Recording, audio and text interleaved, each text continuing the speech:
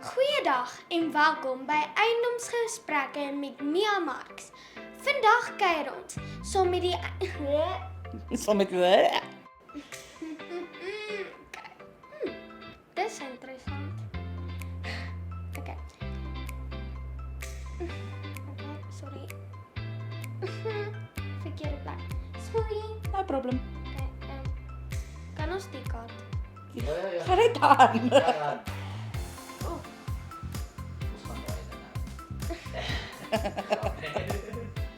baie dankie dat jy vandag saam met ons gekuier.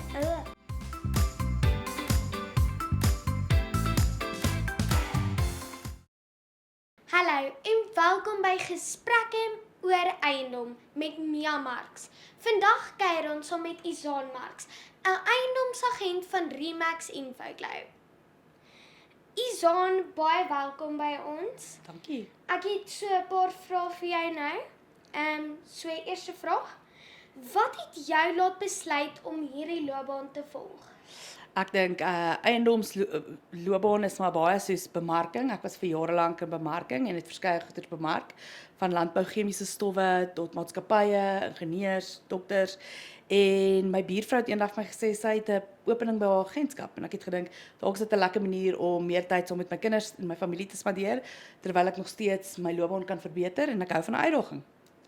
Wat is jou grootste uitdagings in hierdie bedryf? Ek dink enige bedryf waar mens met mense werk, is mense die grootste uitdaging. Ek dink kopers wil die maksimum hê vir die minste prys en verkopers wil die meeste hê en die minste opgee. So om mense te kry om saam te stem, maar gelukkig het ek 2 kinders en hy's gewoond aan hostage negotiation. Ek ken daai een. Hoe lyk die huidige marksomstandighede in Suid-Afrika? Ek dink die mark wêreldwyd suffer. Ek dink dit is maar ongelukkig te wyte aan die feit dat mense minder besteedbare inkomste het, maar daar sal altyd 'n mark wees vir mense wat wil trek of verhuis na sekere plekke toe en gelukkig lyk dit of die rentekoers 'n bietjie afkom. Dit's goeie nuus. Watter faktore beïnvloed tans die prys van huise? Location. Ek dink waar 'n huis geleë is, sal altyd saak maak. So huise wat goed geleë is, naby goeie skole, hoofroetes sal altyd goed geprys bly. En dan natuurlik dink ek die Wes-Kaap geniet op die oomblik baie goeie eiendomspryse omdat daar so baie mense emigreer soontoe. Wat is jou raad aan iemand wat hulle eiendom wil verkoop? Die beste is om te verkoop is altyd 'n emosionele besluit. So hou dalk jou eiendom in stand deurlopend. Maak goedjies reg soos wat jy sien dit verkeerd gaan en dan gaan dit dalk vir jou minder van 'n uitgawe wees as jy jou huis in die mark wil sit en dalk minder emosioneel. Maak seker dat jy sien wat eiendomme in die omgewing voorprys en hou dit as 'n baken.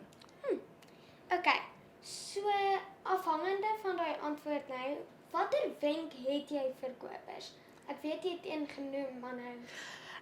Vir 'n koper sal ek altyd sê kyk na die waarde van die eiendom teenoor ander eiendomme in die mark. So as jy 'n huis wil koop, kyk waarvoor het ander eiendomme in daai area verkoop en kyk na wat jy kry vir wat jy betaal. Is daar iets ekstra soos solar of is daar dalk watertanks?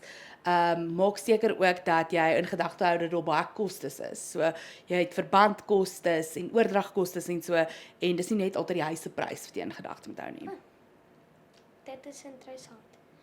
Okay, wat 'n interessante of unieke storie het jy van transaksies of mense wat jy vir huise gewys het? Mense wys vir baie interessante mensehuise.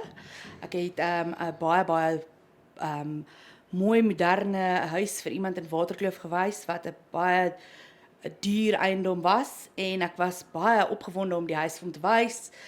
En al wat hy wou weet is waar Noord was en ek het geen idee waar Noord is nie. So toe moes ek dink in terme van waar die N1 loop van waar ek is en waar is Pietersburg en waar is Johannesburg en in terme van dit het ek nou maar my beste poging op Noord gegee.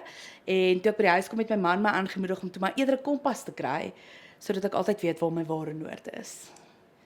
Dit was my onderhoud met Izaan Marx. Baie dankie Izaan.